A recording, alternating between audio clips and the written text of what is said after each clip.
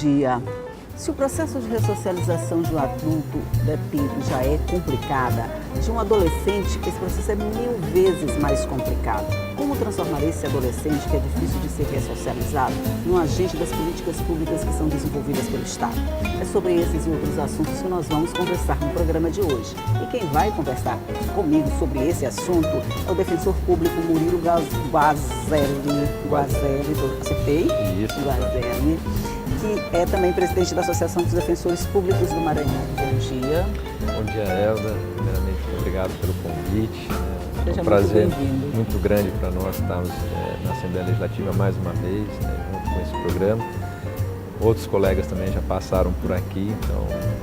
Porque a gente está sempre falando de coisas boas que a Defensoria faz, de projetos assim, impactantes, que a gente de alguma forma vai trazer resultados na nossa vida do dia a dia. Porque aqui a gente está falando de menores infratores, mas o resultado de um trabalho feito com eles vai impactar a sociedade como um todo. Por exemplo, a ressocialização de um adolescente, de um menor infrator, é mesmo mais complicado do que de um adulto? É sim, a gente costuma dizer, desmistificando um pouco essa crença popular, no sentido de que o adolescente sabe que é errado, eu tenho que reduzir a maioridade penal, eu tenho que abaixar. E, na verdade, isso não é um fator solucionador do problema, exatamente pela concepção do menor, né? Nós, adultos, nós temos uma qualidade de avaliar com maiores propriedades os nossos atos. Para o adolescente, a prática de qualquer ato, né? Não apenas o ato infracional, ele é aventureiro, ele traz emoções, eles não medem consequências, e isso não significa dizer que ele não saiba o que é certo e o que é errado, né? Então, esse detalhe é muito importante, ele sabe sim o que é certo e o que é errado. O problema é a avaliação sobre os seus atos, que eles estão muito aquém dessa compreensão. Se eles sabem o que é certo e o que é errado, essa avaliação não ficaria mais fácil, vamos dizer assim? Não, é como estou dizendo, né? Se nós pegarmos hoje uma criança com 5 anos, e você, a partir de determinado tempo, explicar para ela, né, o seu comportamento, ela também vai entender o que é certo e o que é errado. E nem por isso ela vai ter a noção, eventualmente, de quão gravoso, por exemplo, né, é para ela colocar um plástico na boca, colocar um balão, né, o que comprometimento ela pode sofrer com isso. Muito embora ela saiba, pela sua educação, pela sua formação, que colocar esse plástico na boca, colocar esse balão é errado, né? Ela não teria noção da gravidade das consequências. Exato, né? Ela sabe que é um comportamento não aprovado, daí, né, o errado, mas por que aquele comportamento é tão reprovado, vamos dizer assim, né? O nível de reprovação é uma capacidade de intelecto a qual exige uma maturidade, e o adolescente não tem essa maturidade, né?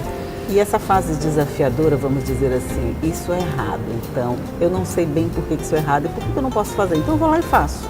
É uma fase desafiadora, né? Existe aquele velho ditado, né? A adolescência sem conflito, ela não é adolescência, faz parte, né, da formação do alter ego, a medição de limites, né? Nós vai testando, exatamente. Até onde a gente vai chegar. A criança é assim, né? A gente que já é pai, é mãe, ou então que tem a convivência, né, com menores, a gente tem essa percepção muito mais aflorada, porque a pessoa testa, e ela não testa simplesmente por uma afronta a você, porque ela não gosta de você ou porque ela quer desrespeitá-la, mas é natural do ser humano, dentro da sua formação do alter ego, impor limites, ou então ver onde estão os limites, né? E esses limites para o adolescente, ele ainda é muito... Está em formação, vamos dizer, são ele é muito fluidos, leve, um convencimento é muito fácil, né, do adolescente. É verdade. Por conta disso, fica mais difícil a elaboração ou até a aplicação das políticas públicas, porque a gente já tem políticas públicas voltadas para esse segmento, vamos dizer assim, né? Mas fica mais difícil a aplicação? Muito, né? Por 2 motivos, né? Com todo respeito, né? Quando nós falamos que já existe políticas públicas por esse segmento, essas políticas públicas, elas de fato, substancialmente não existem. Não existe, né? E um fator para isso não acontecer é a própria sociedade que não aprova. Quem aprova, né, essas políticas? Então, dentro de um cenário político, né, nós temos um impacto muito grande. Porque entre um parlamentar, por exemplo, fazer uma proposta que porventura aumente o número de presídios, uma emenda que vai direcionar determinado estado recurso para a construção de presídio, e determinada emenda que porventura venha aumentar um hospital, é óbvio que a aprovação vai pela saúde. Lógica, a escolha é lógica, desde que, né, nós também avaliemos o porquê dessa escolha. Hoje falta saúde, hoje falta saneamento básico, hoje falta segurança. Então, quando eu falo de quem está em conflito com a lei, o adolescente é típico, o adulto também é típico, né, conflito com a lei, quando nós falamos aí de pessoas, né, na prática de ilícitos, ele vai ter a repulsa, né? Ele não vai ter essa aprovação social. Nós mesmos da sociedade queremos que ele retorne para a sociedade, que ele seja uma pessoa de bem. Mas somos os primeiros a repreendê-los. A gente quer conscientemente, a gente quer que ele volte, que isso aconteça. Que isso aconteça. Mas nós não contribuímos. Mas nós não contribuímos. Não, infelizmente dizer, não. Né? A gente tem a noção do que é, nesse caso, do que é certo e do que é errado. Perfeito. Mas na hora de fazer, a coisa toma outros rumos. Outro rumo. Até porque é natural, né, do ser humano que se comporta da maneira adequada, não aprovar aquele que não comporta. Então, assim, a premissa nossa é, num primeiro momento, não aceitar, né? A insatisfação nossa inicial eu não posso aceitar aquele cara que não se comporta pelo bem, aquele cara que não cumpre regras, aquele cara que está... Se eu me comporto direitinho, por que o fulano... Porque que ele pode também, né? Ele pode também. Esse ele pode também, por vezes não avalia aquilo que está ao entorno. Não avalia a família, não avalia a educação, as oportunidades, né? Hoje não são diferentes, são diferentes, não é novidade para ninguém, né? A periferia é o grande núcleo, né, de infratores, vamos dizer assim. Ok, nós vamos fazer um rápido intervalinho nessa nossa conversa e daqui a pouco a gente volta para continuar conversando sobre esse assunto que rende bastante. E é só um minuto e volto já já.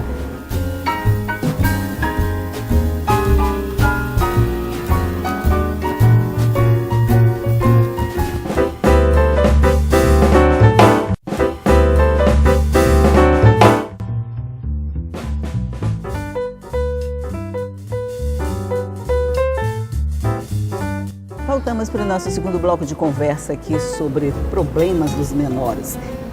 Problemas e soluções, dificuldades, alternativas e tudo, né? Não é só dos problemas que a gente está falando, né? Na verdade, tem um livro que o senhor já publicou a respeito de assuntos como esse, né? E que a gente não fala só no processo de ressocialização, né? A gente fala de muitos outros dentro desse livro, é mais ou menos isso. Isso, daqui é fruto, né, do meu mestrado. É o voto como instrumento da ressocialização no Estado Democrático de Direito. A ideia é exatamente transformar o adolescente em conflito com a lei, né? Não apenas um objeto de políticas, né? O encarceramento, né? A internação, mas sim como um sujeito de direitos.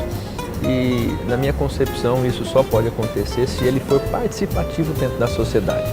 Então, a maneira que eu torná-lo, né, para que nós possamos torná-lo participativo, é o voto.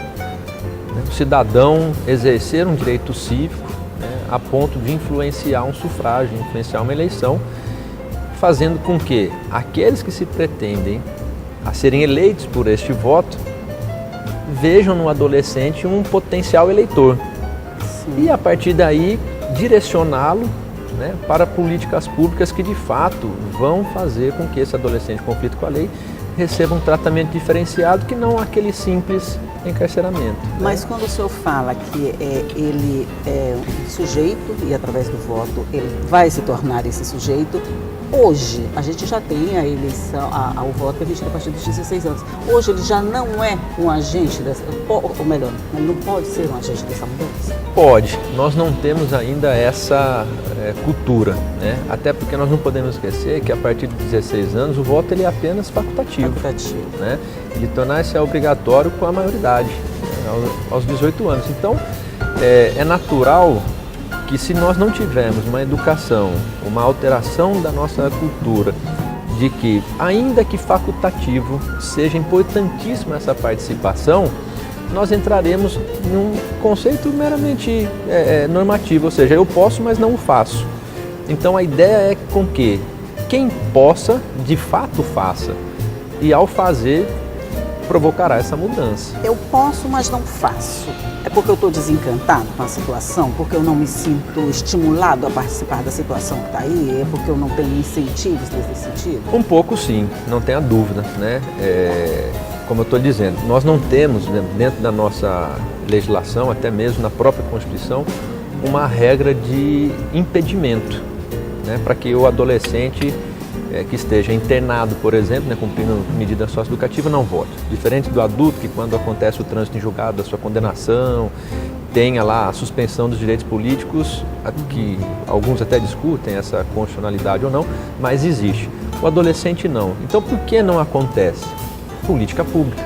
Né? A sociedade, o poder público, precisa arraigar essa mentalidade de que não é o fato dele estar nesse momento em conflito com a lei que eu vou excluí-lo. O que a gente vive hoje, na verdade, é uma exclusão social muito grande, né? Mas, ao mesmo tempo, nós exigimos que ele não se exclua da sociedade. E realmente não podemos, porque ele vai voltar. Né? A internação, a prisão, de uma forma ele vai voltar. Né? Nós não temos a pena de morte, né, civil, nós não temos a prisão perpétua, então nós temos que ter em mente, logo no início, que o retorno ele é obrigatório.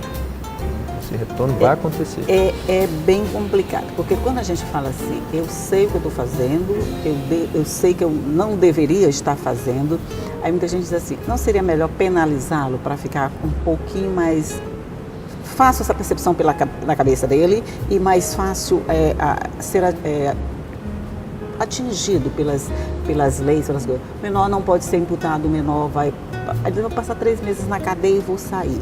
Quando o senhor vê esse tipo de argumento, esse tipo de pensamento, qual é a sua reação?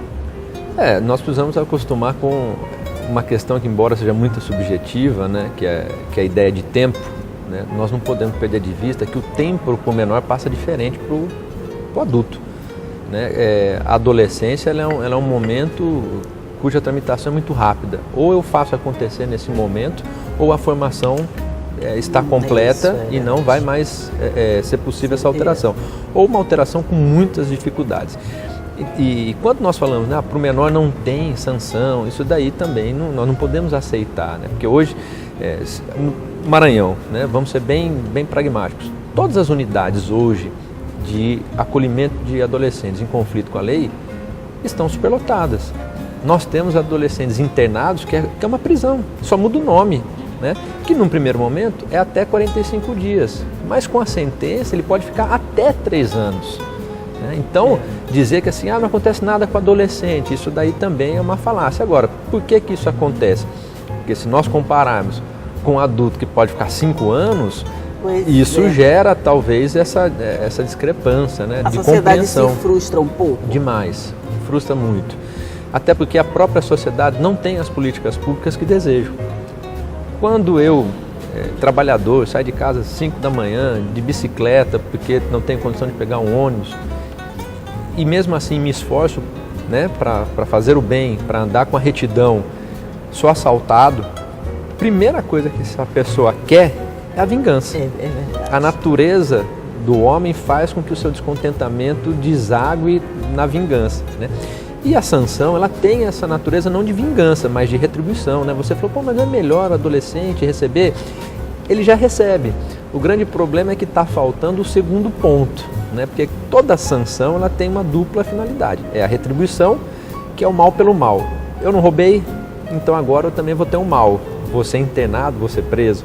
Mas eu não posso esquecer o segundo ponto da sanção, que é a prevenção, que é a educação. Por isso que a gente está acostumado demais a ouvir a tão sonhada ressocialização, que nada mais é do que uma reeducação. É um nome bonito que parece que não acontece nunca, né? Ele é feito para escrever só, né? Mas vai acontecer, né? Nós temos que ter a crença de que nós iremos nos transformar, né? Que a reeducação ela vai sim gerar essa proteção para a sociedade, a qual passará a ser... A gente sonha, pode sonhar?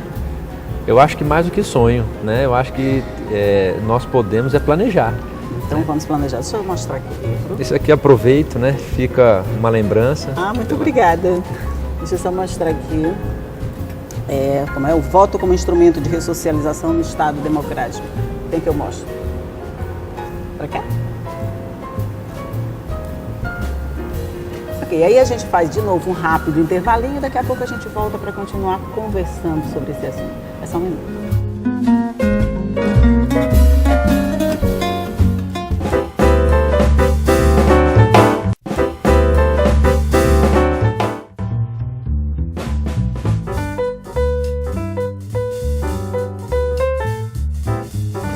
E voltamos aqui para o nosso último bloco de conversa sobre o problema dos menores infratores e a gente estava falando em ressocialização.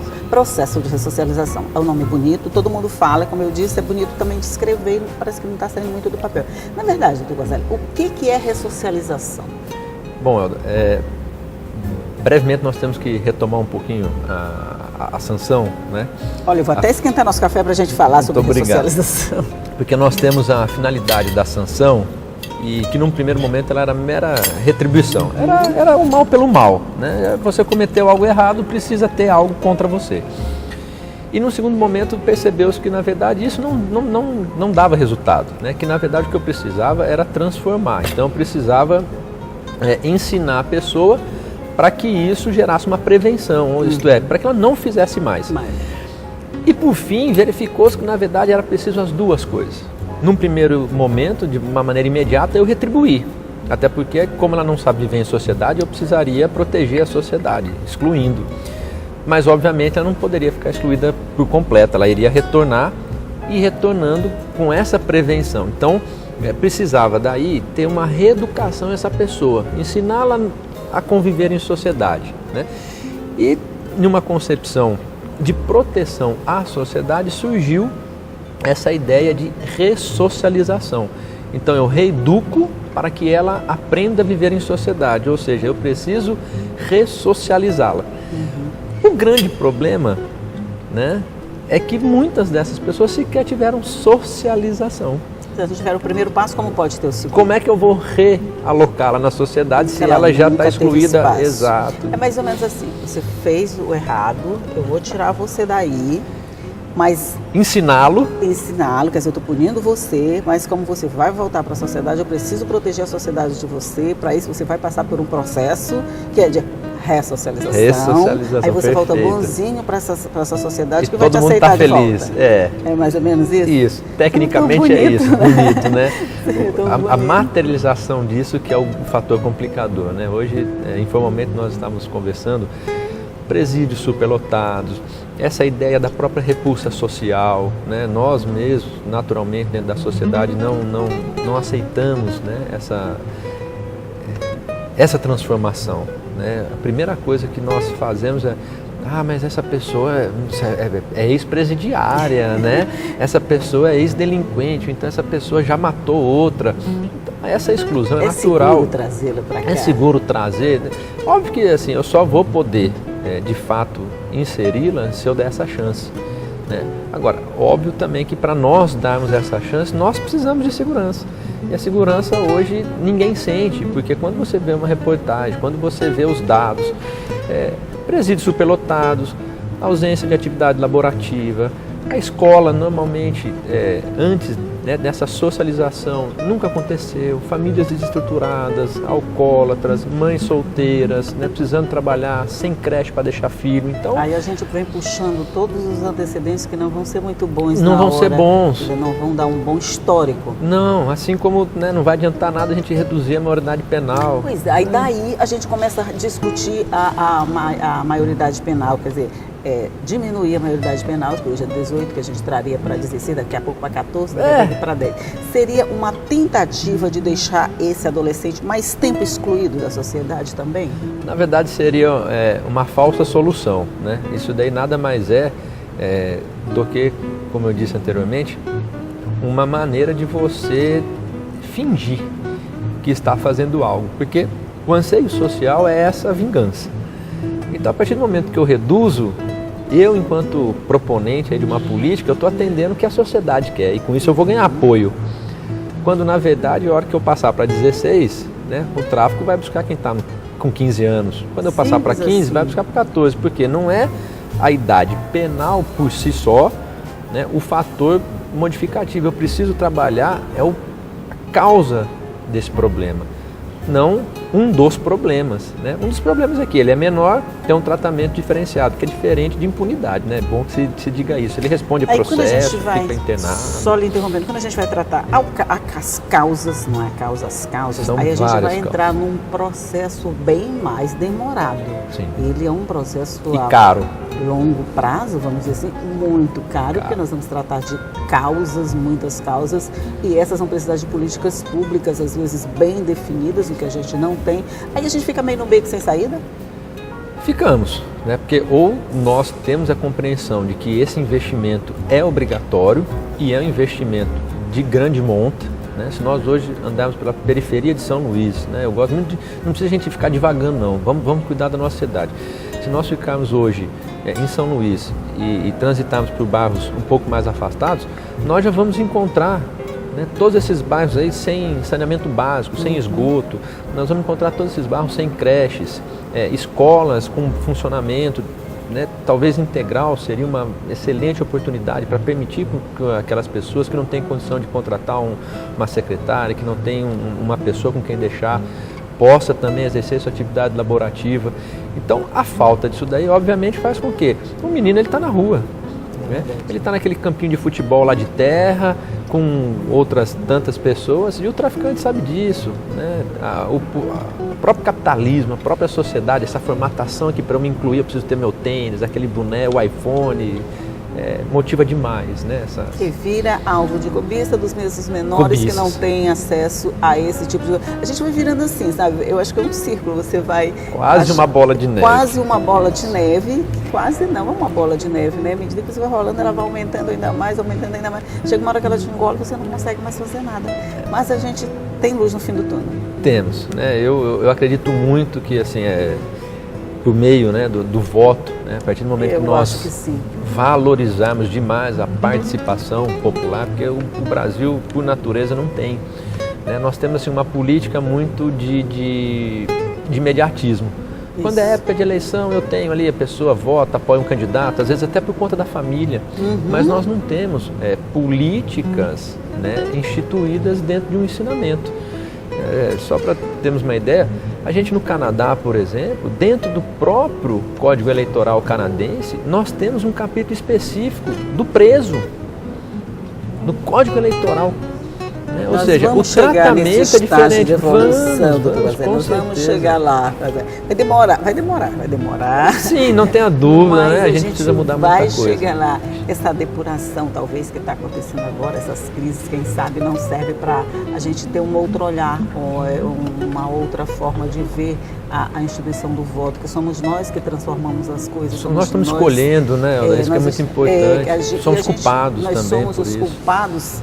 De certa forma não, de todas as formas do que está acontecendo agora. Eles são nossos representantes, só são nossos representantes porque nós escolhemos eles, por né? Nós mesmos. Então, na medida em que adolescentes, adultos e jovens participarem todos conscientemente desse processo do voto, com certeza nós vamos ter uma classe política que se importa com quem colocou eles lá. Qualificada, perfeito, é isso mesmo. É verdade. Então, Murilo Guazelli, muito obrigado por essa conversa, por esse bate-papo aqui comigo e tenha todo um bom dia. Eu que agradeço, né, mais uma vez, é muito prazeroso estarmos aqui, os colegas já vieram, né, e me coloco à disposição, obrigado, me coloco à disposição para outras oportunidades. Ok, muito obrigada, bom dia. E você já sabe que pode rever tudo isso na nossa página na internet, oal.ma.leg.br, e também nas nossas redes sociais. E todos os dias eu vou te esperar aqui 8h30 da manhã, tá? Tchau!